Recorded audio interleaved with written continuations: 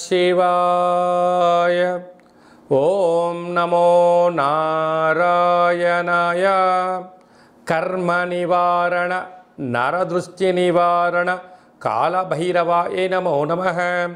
ఓం దిగంబరాయ విద్మహే అశ్వవాహనాయ ధీమహి తన్నో శ్రీ ఉన్మత్త కాళభైరవ శ్రీ వారాహి శక్తి దేవ్యై నమోస్తుతే. హరి ఓం. మా ఛానల్కి స్వాగతం.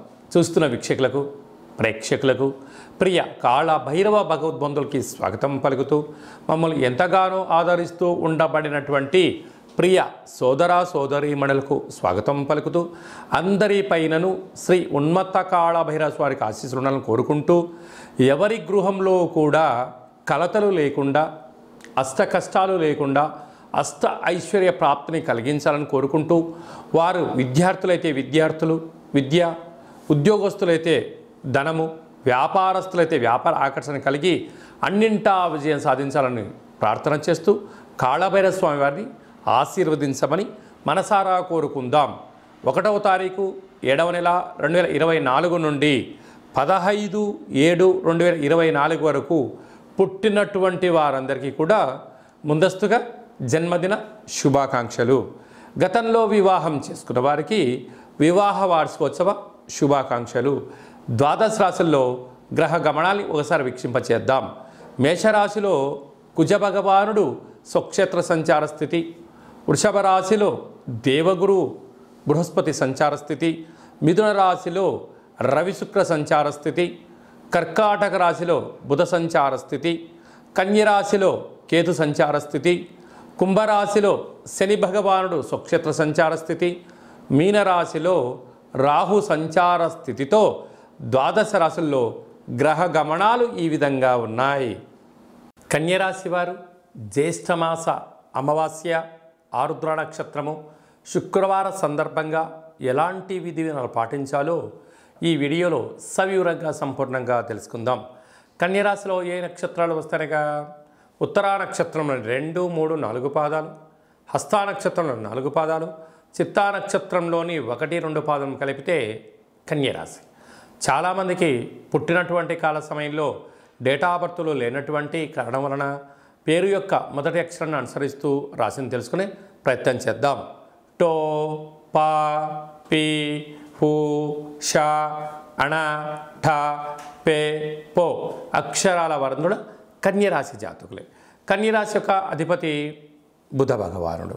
వీరికి రాశిలోనే కేతు సంచార స్థితి ఉండడం వలన వీళ్ళు ప్రతి విషయాన్ని ఈ మధ్యకాలంలో భూతద్దుల్లో పెట్టి చూసే పరిస్థితి అయిపోయింది. అంటే గతంలో చేసిన కొన్ని తొందరపాటు నిర్ణయాల వల్ల తగిలినటువంటి దెబ్బలు, నష్టపోయిన విధానము, ఆ సమయాన్ని ధనాన్ని తిరిగి వెనక్కి తెచ్చుకోలేని పరిస్థితుల్లో నేను ఇప్పుడు ఎక్కడ తప్పులు చేస్తానో, నేనేం చేస్తానో అన్న కారణం చేత ప్రతి విషయంలో కూడా ఆచితూచి నిర్ణయాలు తీసుకుంటున్నారు. ఇది మంచిదే. కాకపోతే ప్రతి విషయాన్ని కూడా ఇలా నానుస్తూ పోతూ ఉంటే సమయం కూడా వృధా అవుతుంది. కనుక అది ధర్మం అనిపించింది, మీరు ప్రొసీడ్ అవ్వండి. లేదు, కొంతకాలం వాయిదా వేయండి. ఇక్కడ సమయం, ధనం విలువైంది. దాంతోపాటు మీ యొక్క భవిష్యత్తు జీవితం కూడా విలువైందని చెప్పి గుర్తుపెట్టుకోగలగాలి. 6వ స్థానంలో శని భగవానుడు స్వక్షేత్రకంగా ఉండడం వలన రుణ సమస్య, రోగ సమస్య, శత్రు సమస్య, గృహ భవన నిర్మాణ కార్యక్రమాలలో, కొనుగోలు క్రయ విక్రయాలలో దయచేసి అప్పులు చేయొద్దు. చేశారా అది అలా అయిపోతుంది, ఇది ఇలా అయిపోతుంది, మధ్యలో మీరు అప్పుగా మిగిలిపోతారు. అంటే కొద్ది భాగం ధనం మీ దగ్గర ఉంటే దానికి 3 ఇంతల ధనాన్ని పెట్టి ఇల్లు కొన్నా, స్థలం కొన్నా, వ్యవసాయ పొలం కొన్నా ఒక 40 రోజులు 3 నెలలు ఎంత తొందరగా గడిచిపోతాయి. ఇచ్చిన డబ్బులు తిరిగి రావు, బ్యాంక్ లోన్లు చేతికి అందవు, మీరు అప్పుల పాలయ్యే పరిస్థితి ఉంటుంది. కనుక అందుకే దీపం ఉండగానే ఇల్లు చక్క పెట్టుకోవాలి, అనుకూలంగా లేనప్పుడు మౌనంగా ఉండాలి అని చెప్తారు. కనుక మీ దగ్గర ఎంత ధనం అయితే ఉందో ఆ యొక్క ధనానికి సరిపడ స్థలాన్నే, భవనాన్ని కొనుక్కోండి, అప్పుల పాలు కావద్దు అని చెప్పి జ్యోతిర్విజ్ఞానం తెలియజేస్తుంది. సప్తమంలో రాహు ఉండడం వల్ల శత్రువులు ఎక్కువ. అష్టమంలో కుజుడి యొక్క ప్రభావము స్వక్షేత్రకంగా ఉండడం వలన మీ జన్మ నక్షత్రం రోజున పూర్ణిమ అమావాస్య తిథులు ఎందున అష్టమి తిథులు ఎందున దూర వాయు జల ప్రయాణాలు పెట్టుకోవద్దు. ఆవేశానికి దూరంగా ఉండండి. అప్పులు ఇవ్వద్దు, అప్పులు తెచ్చుకోవద్దు, మితిమీరిన వేగంతో వాహన ప్రయాణం చేయొద్దు.